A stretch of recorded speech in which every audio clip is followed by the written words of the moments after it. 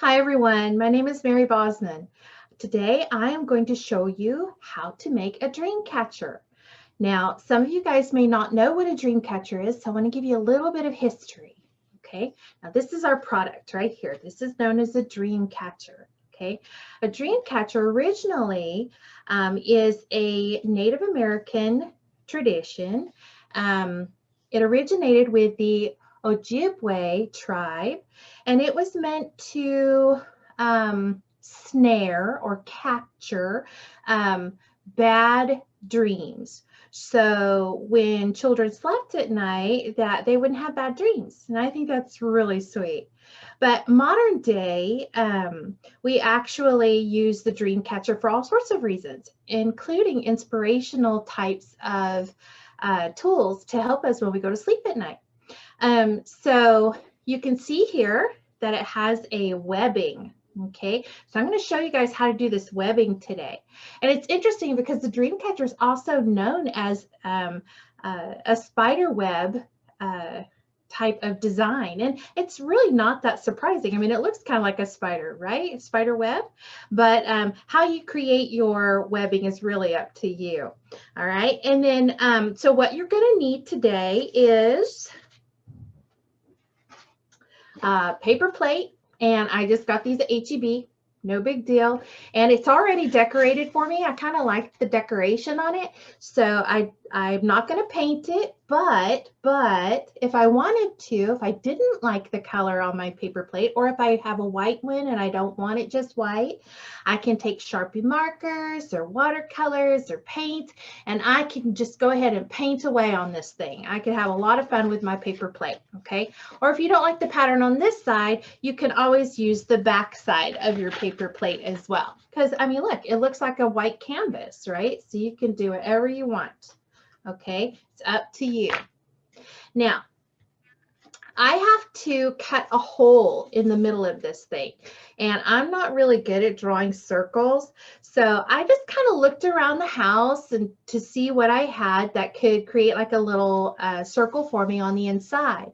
I don't want it to be the whole circle on the inside. I just want to take out a little bit of it, so it looks something like this. Okay, and what I found were cups. I could set a big cup or a bowl, just as long as I have a little bit of an edge around here, because this edge, I'm going to need it. So it's important that I don't cut out the entire middle of the plate, but only a section of it. But here in my office, I actually found just a roll of tape, and that's what I put there, and I traced it. So my tracing, I just took a Sharpie marker and I just kind of eyeballed it. You know, what that means is I just kind of placed it where I thought it would be kind of centered. And I use that word eyeballed. I don't think that's an official art term though. So anyway, just use your own judgment as far as how you want to place your round object, okay, that you're going to be able to trace. And I used a Sharpie marker, but you could use a pencil or a pen, it doesn't matter, okay, and I just traced it. Now, after I traced it, I then needed to punch a hole in it so I could go around and cut out that middle part. So very carefully, I just kind of took my scissors and I just kind of went through like this, just to create like a little hole to start, okay? And then once I get up there to that line, okay, then I'm going to cut around that, okay? Now it's a stiff plate. It's not real easy to do, but is it doable? Absolutely. And if you need help with this, if you need like a grown-up to help you with it, that's fine. Or somebody who you know is a really good person to ask to cut out for you these shapes. It doesn't have to be perfect. This is yours. You can do it any way you want to. You're not being graded for it, right? So if it's messy, it's fine. Okay, so then I cut that out, and so you can see I have my center, right? Now, if it's like a little crazy, you know, and it makes me uncomfortable, then I might try to trim it up, make it a little bit prettier, okay? But it's really no big deal. So as you can see, these look similar, right? Okay, then my next step is really quite simple if you have a hole puncher. If you don't have a hole puncher though, you might have a little bit of trouble with this, but it's still doable, okay? Now this one I can show you actually has the holes already punched out in it, okay? So you can see that right there. Here, I'll put my face in there. Okay. But here, this one's already got the holes. But I'm going to go ahead and do it as if I don't have a hole puncher. So you can see that you can still do this, okay? You could do it with a pen or a pencil, or you could do it with your scissors. You know, I'm always a little leery when it comes to scissors, though, especially, you know, if you've got little hands, you know, and you don't need sharp objects. So again, if you are one of those who doesn't have the hole puncher, then get something like a sharp pen or a pencil, maybe not a pair of scissors, okay? But because I have my scissors here, I'm just going to go ahead and do a little hole like that, okay? So you can see right there. And then because I'm not real good at measuring, you know, and again, I'm going to use this term eyeball it. I'm just going to go directly across. So here I have the hole, and I'm just going to go directly across and do the same thing. Just going to kind of puncture that little hole in there. Like I said, this would be better if you had a pencil, okay, or a pen. But now you can see I have two holes, right? Now, because I'm not really good at measuring, I'm just going to hold it like this and then just come up to the top and then to the bottom and also do holes that way. So go ahead and puncture this. And you can see I'm turning it to a circle, you know, just kind of going round and around with my scissors just to kind of make it a little bit more rounded, but you know, it's however you want to do it. Now I've got 4, and then I'm going to go between there with equal spacing as well, because I want at least 8. I want 8 holes. Now you can put however many holes you want to in it. Okay, like I said, this is your Dreamcatcher. You can do whatever you want. Okay. All right. So there's 6. And if they're not perfect, it's okay. Okay. And if you need to stop this video, if I go too fast, then pause it, okay, until you're about right here. Okay, you want to have those 8 dots in there. So like I said, if you need to pause it, y'all go right ahead and pause it. Okay, so then I'm going to set this aside. Okay, that's going to just kind of be off to the side. I'm going to get to it later. Okay, but now I want to take some string. Now I can use any color of yarn I want to. Okay, I just happen to have this kind of earthy color string. It's kind of like a twine, but you know, it's whatever you've got, you know, that's around your house. A lot of times people will have like in their junk drawers, like some type of string or yarn or twine, you know, something like that. But if you wanted fall colors, or maybe use your favorite colors, of course, you know, do that for sure, right? But like I said, you can use any color you want. And in this case, I think I'll go ahead and use some reds and blues, only because I have some handy. And I really like the red, actually. I think that'll be really neat looking. It's kind of bright, but that's okay. And I'm just going to get quite a few feet of it. You can see it's all continuous, right? And it's kind of long, so you gotta be careful not to get it too tangled up as you are threading this. Now this is going to be kind of like if you were threading it through your tennis shoes. Okay, I'm just going to find one of the little holes and tie it off. Okay, but I'm going to tie it on the inside. All right, so let me just take a moment. I got to set it down because I can't do it in the air too well. But some of you guys probably can. Y'all are probably experts at this kind of stuff by now. Right? Tying shoes all the time. I like slip-on shoes. That's my problem. I'm out of practice. Okay. So I've got it tied like that. Okay, on the inside, not the outside, okay? This is the inside part, not the outside, just the inside, okay, right here. So I'm tying it off on this part. Then I'm going to take the yarn and I'm going to go directly across from this. Okay, now whatever pattern you choose, you know, it's really up to you, but I'm going to show you the pattern that I like, okay? I'm just threading it through the front. As a matter of fact, every time I take that yarn through, I'm going to be threading from the front, okay? So this is going to be my front. Now you'll say, well, it's coming out the back. It is coming out the back, but I'm going to take it and I'm going to go ahead and just pull all my string towards the front.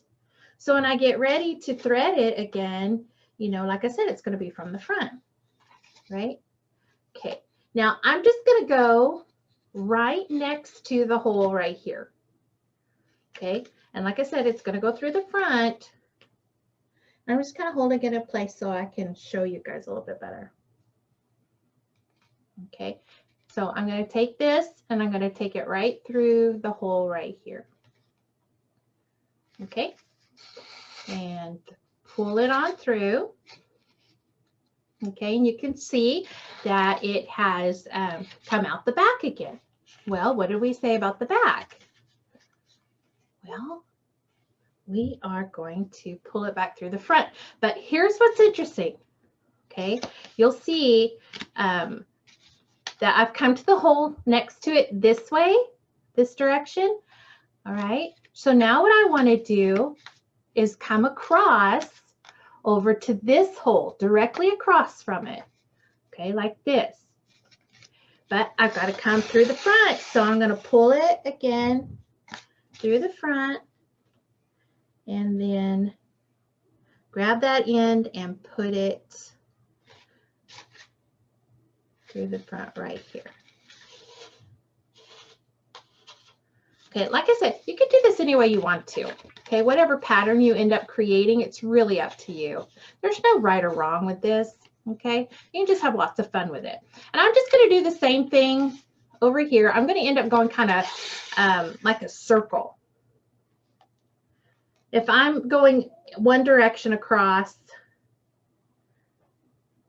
and I move over to the left or to the right, I want to make sure that I am doing it the same all around the plate. Only because I like things to be a little bit orderly, but like I said, there's no right or wrong. Okay, and then that means that I can pull it towards the front over here.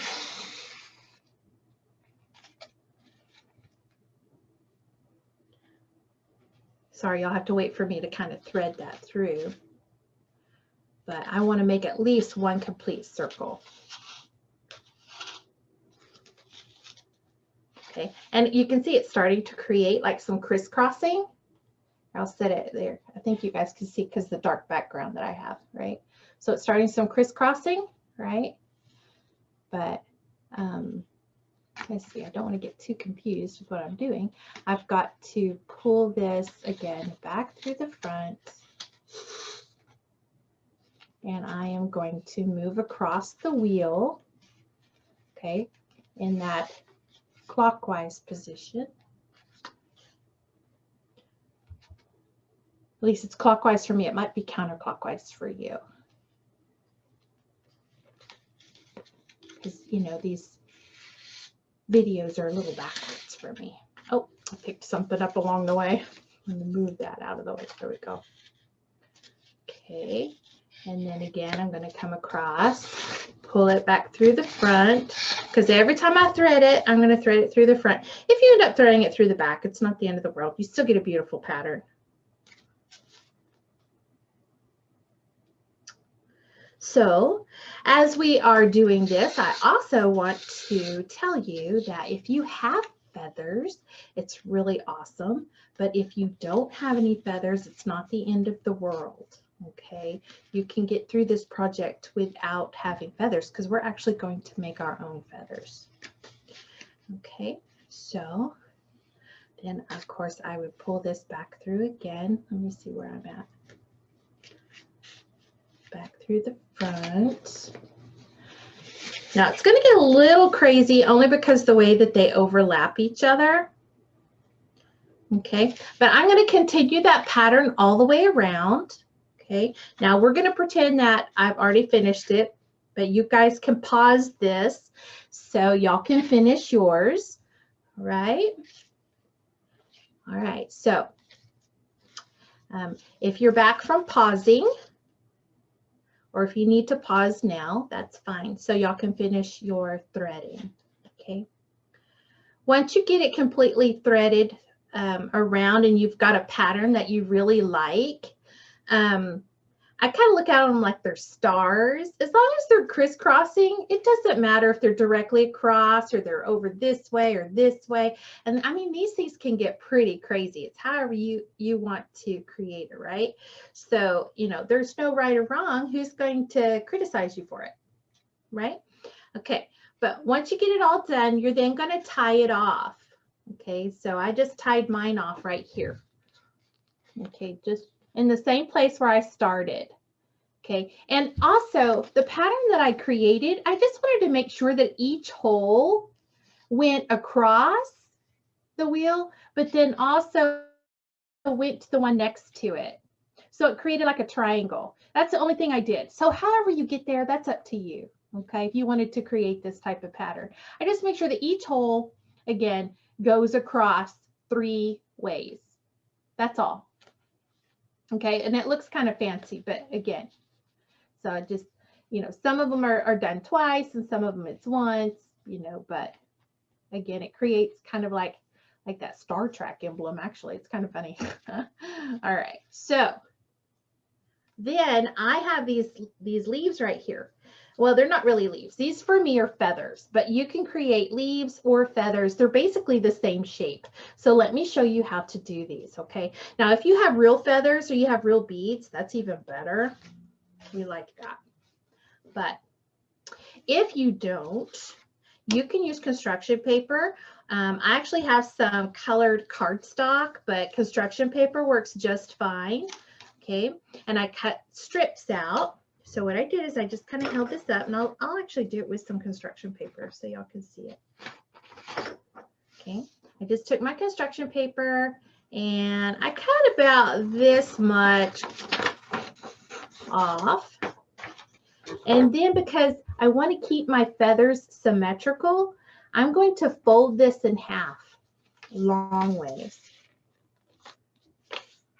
So it's like this, okay? So you can see that it's basically equally folded. And then I'm just going to cut out like a little crescent, like a little bump, right? Like a mountain or a little hill or a smiley face or a frown, however you want to look at it, okay? I'm just cutting out some basic little shapes like that. Now, when I open this up, it's going to look like this, right? So guess what? My little shapes look like this. They look like leaves, okay? And they're symmetrical. They look balanced and pretty. Now, at this time, if I want them to be a leaf, I can just leave them like this and punch a little hole in them and start stringing them on there. But I want to make it into a feather, right? And so I'm going to mimic the way feathers are. I'm just going to cut like little separations in it. But I got to be careful. I don't want to cut all the way to the center, because if I do, I'm going to have a problem. It's going to cut right through my leaf, and I don't want that, or my feather, right? I don't want that. I keep calling them leaves, but like I said, they could be feathers or leaves. Okay, so I have like this little fray part right here. Now, like I said, because I like the idea of them being feathers and not leaves, maybe I want to make it even a fluffier feather.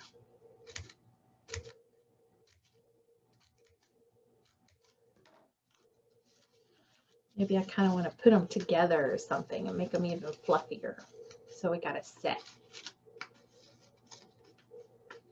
Okay, maybe something like that. See how they overlap each other, maybe? Okay, I could do that. But then I'm going to punch a hole in it. And like I said, if you've got a hole puncher, it's even better. But if you don't, it's okay. Don't worry. See, and I just punch a hole. Now, this is what's going to help me tie them onto my Dreamcatcher. Now, if you wanted to, you could, inside your feather or your leaf, whatever you want this to be, you could write down something that is inspirational for you, something that is maybe a part of your dream, something that maybe you want for your birthday or Christmas or your life goals, things that that you love. Like if you really love to do artwork, maybe you'll put some different drawings on these. You know, I mean, if that's part of who you are, put it there. You can write the names of your loved ones. Like, let's say you want to keep all of your family members on your Dreamcatcher. You can write everybody's name and you could put them here, right? You can write them all on here. Okay, and then you're going to take your string or your yarn, right? And you are going to tie them on. Now, I got a really, really long string right here that my red feather was attached to. And so I decided, well, instead of cutting it off, I'm going to go ahead and leave it on there because I'm going to just add another feather on here. So like I said, this is if you don't have like real feathers, you know, there's really nothing to stop you. Be creative and make your own feathers. Or if you want to put beads on here, you know, maybe you can cut out pieces of paper and you can glue them on there, you know, to look like beads too. You could do that. Okay, so you can see here, it's kind of long, but I like it because I know right here I'm going to put another feather. So in this case, let's put one of the ones that we just cut with the construction paper. Now, construction paper is not as sturdy as cardstock, so when you're tying it on there, you kind of want to be a little sensitive to the materials that you have. If you tie it too tight, it's going to rip your paper. So you don't want to rip your paper.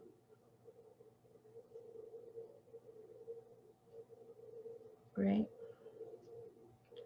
Okay, now if something happens and it does rip, you can always tape them on there. It's not that big a deal, really. Okay, like I think I'm going to put another leaf like right here or something. I'll put like a green one. So let me go ahead and get some string. Oh, look, I have one already tied that is on a blue string. Okay, I don't care if my strings are all different colors. I really don't. I think it adds charm to it. You know, I'm actually Native American. I'm from a tribe. It's called Seminole. And my band is Miccosukee. And what that means is that that's my bloodline, my ancestral bloodline. And then I have what's called a clan. And my clan are things like my brothers and sisters and cousins, my first cousins. The band would be like my my second, third, fourth, fifth cousins, right? And then my tribe, of course, you know, is the community. So I look at it like you have a tree, a branch off of a tree, and then a twig that's off of that branch, right? That's the way my tribe is. So my band is actually wind, or sorry, yeah, my clan is wind, and my band is Miccosukee. My tribe is Seminole. Now, we don't have Dreamcatchers as tradition in our tribe, but as Native Americans started to have what's called intertribal powwows, people started trading their traditions and their rituals and stuff. And so when I came across Dreamcatchers, I got real excited because we have dream pillows. And so the Dreamcatchers and the dream pillows are quite similar in what they do for our cultures. But I'm really happy that I had an opportunity to share this with you. And now you're ready to decorate it even more if you want to paint it or you want to write words on here. You want to tell somebody that you love them and you wish them good dreams and that kind of stuff. So have a wonderful day, and hopefully you guys will join me for another lesson in the future. Okay, thanks. Bye, guys.